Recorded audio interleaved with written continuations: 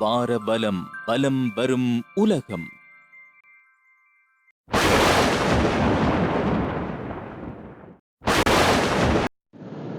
வாரவலம் உறவுகளை மீண்டும் ஒருமுறை சந்திப்பதில் மட்டற்ற மகிழ்ச்சி.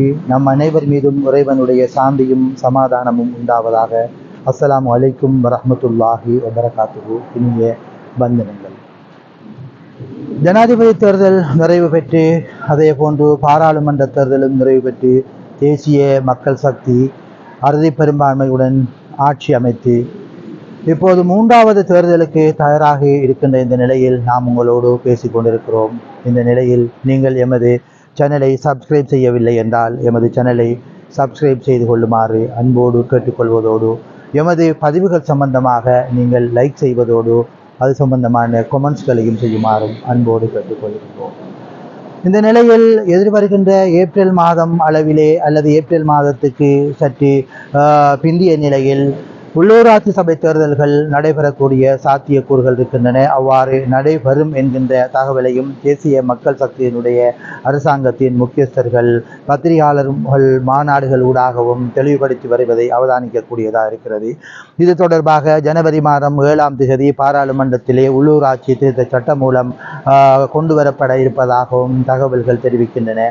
அந்த சட்டமூல திருத்தத்தின் போது வட்டார ரீதியிலான தேர்தலா அல்லது தொகுதிவாரி முறையிலான தேர்தலா என்கின்ற விடயங்களும் உள்ளடக்கப்படுமா என்கின்ற கேள்வியும் இப்போது தொக்கி நிற்பதை எம்மால் அவதானிக்கக்கூடியதாக இருக்கிறது. இருப்பினும் கடந்த முறை செய்யப்பட்ட வேட்புமனு தாக்கல் ரத்து செய்யப்பட்டு புதிய வேட்புமனுக்கள் கோரப்படும் என்பதிலே மிகவும் உறுதியான நிலைப்பாடுகள் காணப்படுகின்றன. அவ்வாறு கோரப்படுகின்ற போது புதிதாக களத்துக்கு வந்திருக்கின்ற அரசியல் கட்சிகளும் தங்களுடைய உறுப்பினர்களை இணைத்து கொண்டு இந்த தேர்தலிலே களமிறங்கக்கூடிய ஒரு சாத்தியக்கூறுகளும் தென்படுவதை அவதானிக்கக்கூடியதாக இருக்கிறது.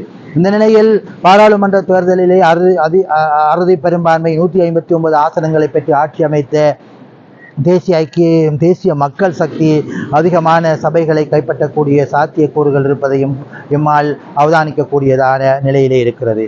இந்த நிலையில் இப்போது நாம் தேசிய ரீதியிலான அரசியலை கடந்து மட்டக்களப்பு மாவட்டத்துக்குள் நுழைகின்ற போது, அதிலும் நாம் காத்தான்குடி நகரசபை தேர்தலை பார்க்கின்ற போது மிகவும் போட்டிமிக்க தேர்தலாக இருக்குமா அல்லது மிக இலகுவாக சில கட்சிகள் கடந்த தேர்தல்களை போன்று வெற்றியை வாரி சுருட்டி நகரசபை ஆட்சியை தக்க வைத்துக் கொள்ளுமா அமைத்துக் கொள்ளுமா என்கின்ற பல்வேறு விதமான சந்தேகங்கள் இருக்கின்றன. கடந்த காலத்திலே காத்தான்குடி பிரதேசத்திலே சக்தி வாய்ந்த இம்முறையும் பாராளுமன்ற தேர்தலில் வெற்றி ஈட்டிய பாராளுமன்ற உறுப்பினர் சகோதரர் ஹிஸ்புல்லா அவர்களுக்கு சார்பான அணி தொடர்ச்சியாக 1993ஆம் ஆண்டு பிரதேச சபை தேர்தல் நடைபெற்றதிலிருந்து அதற்கு பிற்பாடு நடைபெற்ற நகரசபை தேர்தல்கள் அனைத்திலுமே தன்னுடைய ஆதிக்கம் நிலைநிறுத்தப்பட்டு தனக்கு சார்பான குழுவினர் ஆட்சியை கைப்பற்றி வந்த வரலாற்றையே தொடர்ந்து பார்க்கிறோம். அந்த காலகட்டங்களிலே மிகப்பெரிய சவாலாக இருந்து வந்த ஒரு சில கட்சிகள் இப்போது அவர்களுக்குள்ளேயே சில பிரிவுகள் ஏற்பட்டு 2 பிரிவுகளாக இருந்து தேர்தல் களத்தை சந்திக்க இருக்கின்ற இந்த நிலையில் குறித்த தேர்தல் நடைபெறுவதற்கான முஸ்தீபுகள் நடைபெற்றுக் கொண்டிருக்கின்றன. இப்போது வேட்பாளர்களை தேடி அவர்களோடு கதைக்கின்ற கூட்டமாக கூடி நகரசபையை எவ்வாறு கைப்பற்றலாம் அல்லது உறுப்பினர்களை எவ்வாறு பெற்றுக் கொள்ளலாம் என்கின்ற முனைப்புகளிலே வியூகங்கள் அமைக்கப்பட்டு வருவதையும் நம்மால் அவதானிக்கக்கூடியதாக இருக்கிறது. இந்த நிலையில் இந்த தேர்தலிலே காத்தான்குடி நகரசபை தேர்தல் களம் ஒரு வித்தியாசமானதாக இருக்க போகிறது. ஏனென்றால் இப்போது பாராளுமன்ற உறுப்பினராக இருக்கிற ஸ்ரீலங்கா முஸ்லிம் காங்கிரசினுடைய சிரேஷ்ட பிரதி தலைவர் எம்எல்ஏ ஹிஸ்புல்லா அவர்களுடைய ஸ்ரீலங்கா முஸ்லிம் காங்கிரசுக்கு பலத்த எதிர்க்கட்சியாக இருக்க போவது ஆரம்ப காலத்தில் இருந்து வந்த நல்லாட்சிக்கான மக்கள் முன்னணி என்கின்ற அல்லது நல்லாட்சிக்கான தேசிய முன்னணி என்கின்ற அந்த தளத்திலிருந்து இப்போது தேசிய மக்கள் சக்தியாக இருக்கும் என்றும் எதிர்பார்க்கப்படுகிறது. ஆக இம்முறை ஹிஸ்புல்லா அவர்களுக்கான ஒரு பாரிய அளவிலான எதிர்ப்பு இம்முறை 2 முனைகளிலே இருக்கும் என்கின்ற நிலைப்பாட்டிலும் சில கருத்துக்கள் வெளியிடப்பட்டிருக்கின்ற போதிலும், ஆனால் அது பாராளுமன்ற உறுப்பினர் முஸ்லிம் காங்கிரசினுடைய பிரதி தலைவர் எம்எல்ஏ ஹிஸ்புல்லா அவர்களுக்கு பெரிய சவாலாக இருக்க மாட்டாது என்றும் பல அரசியல் அவதானிகள் கருத்து வெளியிட்டுக் கொண்டிருக்கின்றார்கள். ஏனென்றால் மிகவும் சிக்கலான ஒரு சூழ்நிலையில், மிகவுமே ஒரு கடினமான ஒரு சூழ்நிலையில் இந்த நாட்டு மக்கள் அனைவருமே என்பிபிக்கு பின்னால் அணிவகுத்து நின்ற அந்த சூழ்நிலையிலும் முஸ்லீம் காங்கிரஸிலே போட்டியிட்ட சகோதரர் ஹிஸ்புல்லா அவர்கள் இந்த முறை பாராளுமன்ற தேர்தலில் வெற்றி பெற்றிருக்கின்றார் என்றால் அது மிகவும் சவால் மிக்க ஒரு வெற்றியாகவும் மக்கள் அவர் மீது கொண்டிருக்கின்ற அபிமானத்தை காட்டுகின்ற ஒரு ஒரு வழியாக அல்லது ஒரு பாதையாகவும் நம்மால் பார்க்கக்கூடியதாக இருக்கிறது. அந்த வகையில் இப்போது காத்தான்குடி அவருடைய களமாகவும் அவருடைய அரசியல் தளமாகவும் இருக்கின்ற சூழ்நிலையில் அவருக்கு இந்த தேர்தல் போட்டி மிக்க தேர்தலாக அமையாது என்றும் பலர் எதிர்பார்க்கின்றார்கள். கடந்த தேர்தலிலே இலங்கை வரலாற்றிலே அப்போது ஸ்ரீலங்கா சுதந்திர கட்சி ஆட்சியிலே இருந்தது. மைத்ரிபால சிறிசேன அவர்கள் ஜனாதிபதியாக இருந்து கொண்டு நடத்திய அந்த தேர்தலில் ஸ்ரீலங்கா சுதந்திர கட்சியால் கூட அல்லது மஹிந்த ராஜபக்சனுடைய மொட்டு கட்சியால் கூட ஒரு சபையை முழுமையாக வெற்றி கொள்ள முடியாத சூழ்நிலையில் 10 ஆசனங்களையும் முழுமையாக கைப்பற்றி இலங்கையிலேயே வெற்றி கண்ட ஒரே ஒரு சபையாக காத்தான்குடி நகர சபை மாறி இருந்தது. அன்று சவாலான சூழ்நிலையில் கூட அவ்வாறான ஒரு நிலை இருந்திருக்குமாக இருந்தால் இப்போது முழுமையான மக்கள் ஆதரவு சகோதரர் ஹிஸ்புல்லா அவர்களுக்கு இருக்கின்ற போது அவருக்கு அது சிக்கலாக இருக்க மாட்டாது என்பதே அரசியல் அவதானுடைய கருத்தாக இருக்கிறது. இருந்த போதிலும் இப்போது தேசிய மக்கள் சக்தி அரசாங்கம் ஆட்சியில் இருக்கின்ற காரணத்தினால் கடந்த தேர்தலிலே மட்டக்களப்பு மாவட்டத்திலும் ஒரு ஆசனத்தை அவர்கள் பெற்றிருக்கின்ற காரணத்தினால் அவர்களுக்கும் இது ஒரு ஓரளவான சந்தர்ப்பத்தை பெற்றுக்கக்கூடிய ஒரு சூழ்நிலை இருக்கிறது.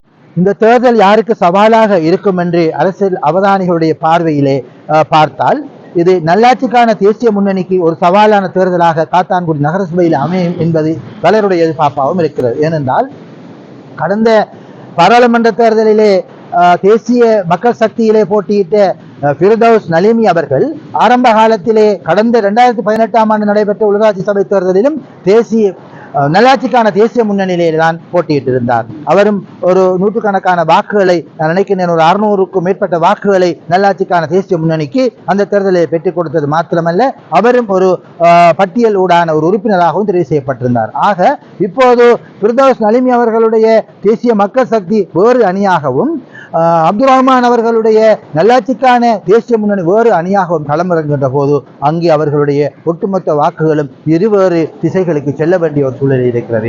இதுவும் இப்போதைய பாராளுமன்ற உறுப்பினர் முஸ்லிம் காங்கிரசுடைய பிரதி தலைவர் ஹிஸ்புல்லா அவர்களுக்கு சாதகமாக இருக்கும் என்றும் பேசப்படுகிறது. ஆக காத்தான்குடியை பொறுத்தவரை கடந்த முறை 4 கட்சிகள் ஆசனங்களை கொண்டிருந்தன. அன்றைய ஹிஸ்புல்லா அவர்களுக்கு பின்னால் இருந்த ஸ்ரீலங்கா சுதந்திர கட்சி ஆளும் கட்சியாகவும், நல்லாட்சிக்கான தேசிய முன்னணியும், ஸ்ரீலங்கா முஸ்லிம் காங்கிரசும், அகில இலங்கை மக்கள் காங்கிரசும் ஆசனங்களை கொண்டு 18 ஆசனங்களை நிரப்பியிருந்த அந்த வரலாற்றை நாம் திரும்பி பார்க்கிறோம்.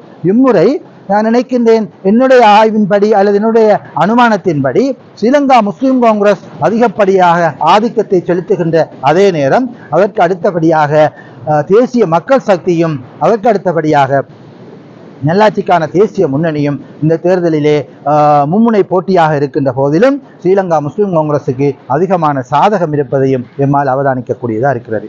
எது எப்படியோ ஸ்ரீலங்கா முஸ்லிம் காங்கிரஸ் இந்த தேர்தலிலே தனித்துவமாக ஹிஸ்புல்லா அவர்களுடைய வழிகாட்டலிலே களமிறங்குகிறது. 1993ஆம் ஆண்டுக்கு பிற்பாடு ஸ்ரீலங்கா முஸ்லிம் காங்கிரஸ் நேரடியாக மரச்சின்னத்திலே போட்டியிட்டு இன்னும் காத்தான்குடி நகரசபையை கைப்பற்றியதில்லை. இடைப்பட்ட காலத்திலே தொலைபேசி சின்னத்திலே போட்டியிட்டு அவர்கள் முஸ்லிம் காங்கிரஸ் ஆதரவாக சபையை கைப்பற்றியிருந்தார்கள். அப்துல் ஜவாத் அவர்கள் தவிசாளராக தெரிவு செய்யப்பட்டிருந்த அந்த காலகட்டத்தில். ஆக இப்போது கிட்டத்தட்ட நான் 30 ஆண்டுகளுக்கு பிற்பாடு 31 ஆண்டுகளுக்கு பிற்பாடு ஸ்ரீலங்கா முஸ்லிம் காங்கிரஸ் நேரடியாக காத்தான்குடி நகரசபை தேர்தலிலே களமிறங்க இருக்கிறது. இந்த நிலையில் காத்தான்குடி நகரசபையை ஸ்ரீலங்கா முஸ்லிம் காங்கிரஸ் நேரடியாக கைப்பற்றுவதற்குரிய சந்தர்ப்பம் கிடைக்குமா, அல்லது தேசிய மக்கள் சக்தியும் நல்லாட்சிக்கான தேசிய முன்னணியும் பலமான எதிர்ப்பை கொடுத்து அல்லது பலமான வாக்கு பலத்தை அள்ளி எடுத்து சவாலான தேர்தலுக்கு வித்திட்டு செல்லுமா? எதுக்கும் பொறுத்திருந்து பார்ப்போம். நல்லது நேயர்களே, உங்களிடமிருந்து நாம் மீண்டும் ஒரு காணொலியை சந்திக்கும் வரை விடைபெறுகின்றோம். விடைபெறும் நான் உங்கள் அன்பு TL ஜௌஃபர் கான். எமது சேனலை சப்ஸ்கிரைப் செய்யாதவர்கள் சப்ஸ்கிரைப் செய்து கொள்ளுமாறு அன்போடு கேட்டு மீண்டும் ஒரு காணொலியை சந்திக்கும் வரை விடைபெறுகின்றோம். நன்றி. அஸ்ஸலாமு அலைக்கும் வரஹ்மத்துல்லாஹி வபரகாத்துஹு. இனிய வந்தனை. வாரபலம் பலம் வரும் உலகம்.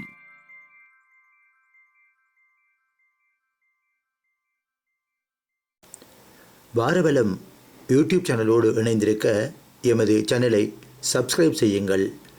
பக்கத்தில் இருக்கும் பெல் ஐக்கானையும் அழுத்தி விடுங்கள். லைக் செய்யுங்கள், கமெண்ட் செய்யுங்கள், ஷேர் பண்ணுங்கள். எமது சேனலின் வெற்றிக்கு ஆதரவு தாருங்கள். நன்றி.